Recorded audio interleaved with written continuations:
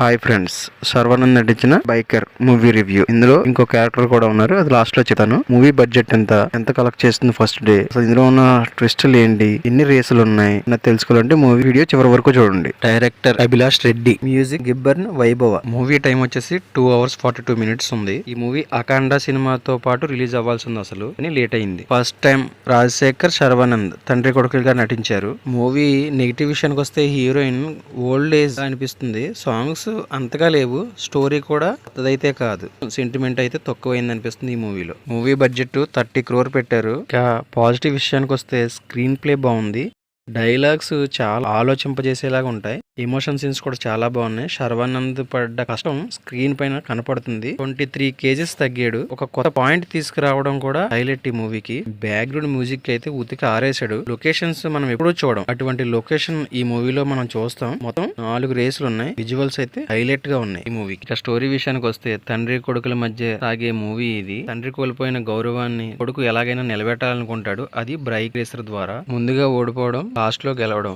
అన్నదే ప్రతి movie concept. Movie చాలా బాగుంది, చాలా బాగుంది. మూవీ అయితే చూడొచ్చు. శర్వానంద్ మంచి హిట్ అయితే కొట్టాడు ఈ మూవీ తోటి. Don't miss it. Thank you for watching.